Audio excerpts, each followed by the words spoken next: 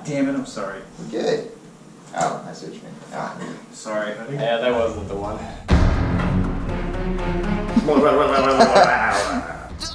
Oh no, this sucks!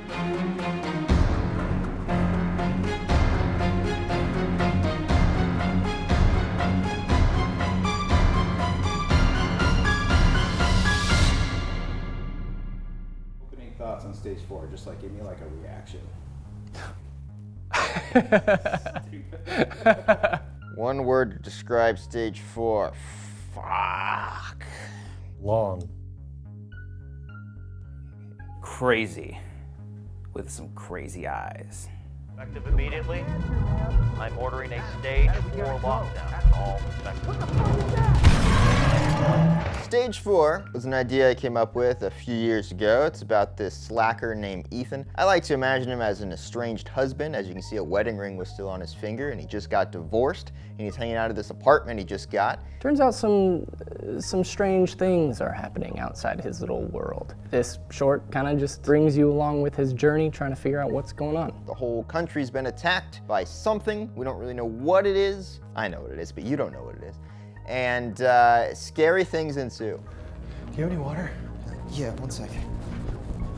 So stage 4 is our short film in which we did all in one take, and it was the hardest thing that we've ever done. I feel like every time we do one of these, we say that each short film is the hardest thing we've ever done. Well, this one was the hardest thing we've ever done. The idea for stage 4 came about when I was just trying to come up with an idea that took place in one location, particularly in an apartment. I had modeled the original script after Christian's apartment from a couple years ago, rewrote the script around the new place, and then it became the short that you ended up seeing. When I first read the script, I thought it was like in the opening to a much larger scale film, like the opening scene of a movie where it's like this guy wakes up, what's going on? Try to piece it together, and then he's visited by a new person, aka me, and I just thought it was a good idea for to expand upon that world and that universe. As soon as I was reading it, I thought, wow, this would make a really cool one-shot short. And that turned out to be Christian and Cody's idea as well. So that was really awesome. And the script was very exciting, but also very simple and had a very clear vision throughout, and I was really excited to work on it. If you want to close it,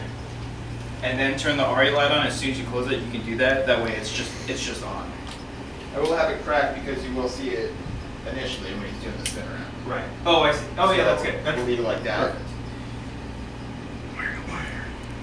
I think it was written with the idea that it would be done in one take. Stage 4 was not originally intended to be in one take. We envisioned it pretty traditional. So me and Christian were at a press screening with a bunch of pretentious film critics. Before the movie started, I leaned over and I was like, hey, you remember my script stage 4? And he's like, yeah, whatever, I'm trying to eat this hot dog. And I'm trying to eat my hot dog because this wasn't the ArcLight, this was the Grove Theater. Yeah, oh, they got good hot dogs too. But the ArcLight hot dogs are the best. Not too bad at the AMC's, but I think the ArcLight hot dogs are the absolute best. So if you're gonna find your hot dogs in Los Angeles, well, Wiener Schnitzel's good too. Fuck! And I was like, all right, cool, but what if we shoot stage 4 in one take? And he was like, oh!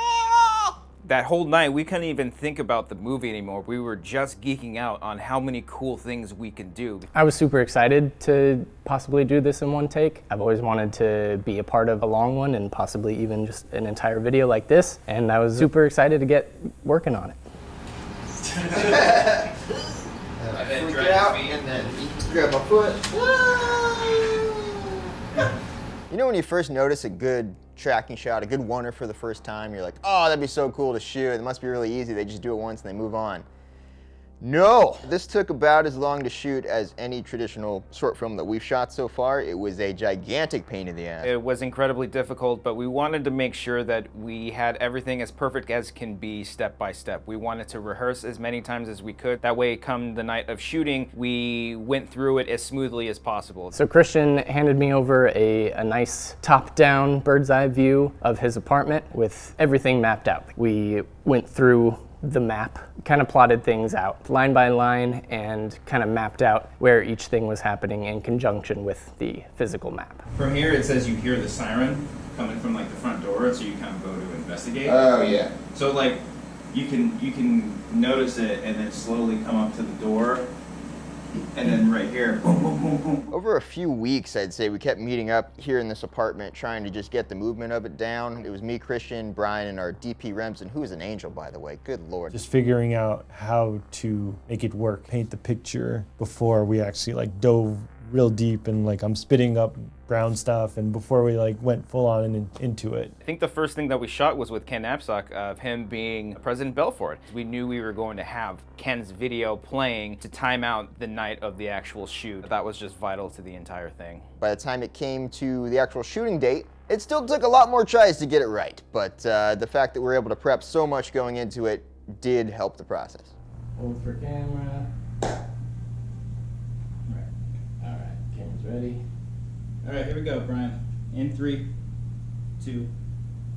By the time we started shooting the very first official take, we had already been here for over 2 hours. And at that point, you're like, what the fuck have we been doing? And then the first like 20 didn't quite get it, and we're like, okay, we're getting there, guys, we're getting there, we got it. And then we hit like take 23, and we're like, good Lord. The day that we shot it was on a Friday, and we had all worked that same day. I think Remsen had to work the next morning, so we didn't want to be up all night. And I think like the time this thing wrapped, it might have been when the actual stage 4 like attack happened in the short film. I hadn't even thought about that until now. The issue that I knew was going to happen going in was just trying to get the camera to stay in focus the whole time. The focus is like the worst thing, I guess, is the hardest thing of these cameras with these lenses, that the depth of field is so shallow and you're just moving around the whole building and you want to see everything. We rented the DJI Ronin S, and I had used other versions of that same thing, but never the one-handed gimbal like that. But we also had to learn how to use the wireless follow focus that we rented, using one in one hand and one in the other hand, and it kept malfunctioning. And Remsen was our only camera op that night, but he kicked ass, man. He did every take, and he did not complain once. We complained on his behalf.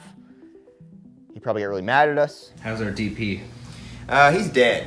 I'm on the floor. He's over there. He's given up. We're gonna get there. But you know what he hasn't given up on? His Colorado socks. Hey, look at those things. So as much as I would have loved to keep going all night, my muscles were sore, and I had to wake up early in the morning for another shoot. So we were kind of crunched for time. And I remember at one point, everyone for some reason was like sitting on the floor, and I was just like, what's going on? I found myself taking a selfie. I don't even take selfies. We were all losing our minds together. We're shooting everything in one take, and one take only. And we're only gonna do it once. Oh, I thought we were gonna do a makeout bit. So I believe we ended up doing about 28 different takes, and we used the 26th. 28 takes. 28 takes later, Cody. Danny Boyle. 28 days later? Oh, okay. No one gets my humor. Pretty much every take had a little something that one person didn't like or thought we could do better. And even the one that we ended up using, I was one of the ones that thought there was a focus throw. In the end, the performances are what matter, and they nailed it on that one. My favorite moment of the night, obviously, was when we finally got the shot. We thought it was good enough. We all just applauded, we high-fived each other, and then when we went to edit it, we used a different take. That's filmmaking right there. That might be it. Hey! So post-production. Yeah. And when you shoot a oneer like this, you assume that the editing process is super easy. You just drop the footage in there and it's done. And I don't want to speak for Christian, but that wasn't the fucking case. I mean, this was one of the heaviest post-production jobs that we've had so far, and I got to tip my cap, my literal cap that I'm wearing right now. Rest in peace, Kobe. To Mr. Christian Rubalcaba, he edited the shit out of this thing. There were no cuts. This is a full-fledged one-shot short film. We had talked about maybe splicing 2 different takes together, but we were all really gunning for that one take, and we didn't want any tricks. Have a heart, man. Wait. Yeah. I'm hurt. Hey, what? Please. Have a heart, man. Sound was super important for this. Most of the dialogue was ADR'd. Most of the stuff you see me where my mouth's moving, it's all real, and same with Brian. But anytime we're talking off screen or if our backs are turned, that's all ADR. And there was a lot of ADR for this, especially with stuff with the crying going on, all the noises Brian's making in the bathroom. I don't know what he's doing in there, but he sounded funny.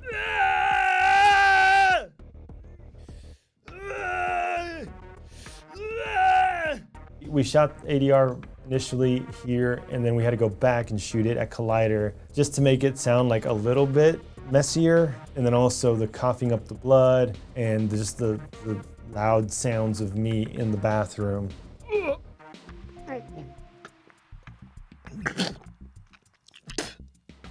That or more? Is that That too? was so fucking disgusting. It's great. Pretty much try to almost make myself vomit. It hurt to just like yell and just have like this guttural sound come from my mouth. I was screaming, doing a lot of takes for that. There were some really bad early takes. No, no, no!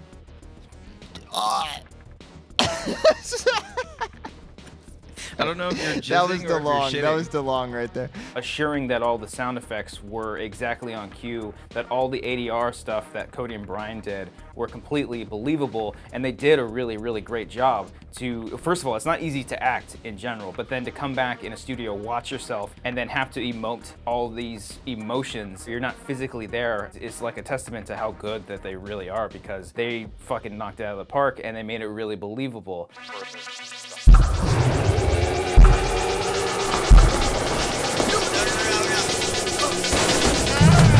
The music in this thing sucks, and the composer's a real piece of shit. I mean, it's one of the worst musically choreographed jobs I think I've ever seen. Oh, hey, Alex, how you doing? Oh, I'm sorry. Were you here the whole time? Oh, God, why don't you make a good melody next time? I mean, this guy. I knew it had to be menacing, had to be thrilling. I actually told this story on Ken's podcast before, and I think I've told you before as well. When I was just in my parking garage, walking from my car back to my apartment, I just heard this weird melody, and that's the melody I used for stage 4. Don't know if there was a person there or if it was like a ghost or something. It's probably the stage 4 monster. That's how I came up with that theme. I gave him some inspiration. I'm like, listen to these. This is kind of the feel we're going for. He took that. He ignored it completely almost and made his own thing. Don't tell me how to fucking write my music. The stuff that he came up with was so much cooler than I could have imagined, and I'm so proud of what the guy did. On top of the sound design and the ADR, the music was the true thing that brought it home. When we first watched it, it was kind of hard to watch because it did take forever and it was just moments of silence. It starts slow, builds, and does that, so it wants you to feel how you're supposed to feel in that moment. So look at that. The directors aren't always right, and if there's one lesson to take away from this, don't trust your gut. Listen to others. Don't believe in yourself. Everyone else knows better than you do. There we go. That's a wrap. I'm incredibly proud of this one. I think we did a really, really great job, and we're just making ourselves better just as human beings as film makers. I'm really proud of it. It was one of the most rewarding experiences that we've had so far because the production was so difficult on it, because the post-production was so long on it. I didn't know what to expect seeing it, but it looks great, sounds great, RB3 sound.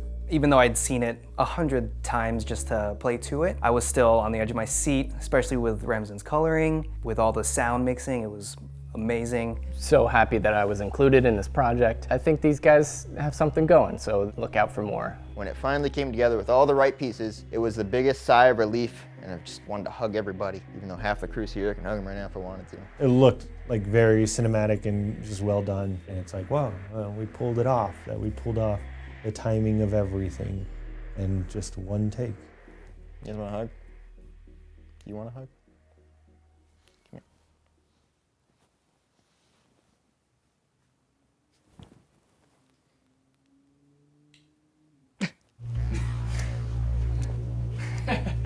Funny man.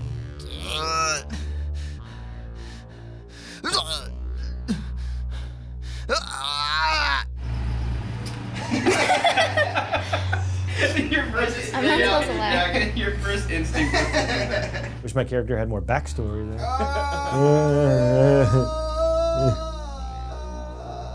Camera. GoPro. Camera speeds.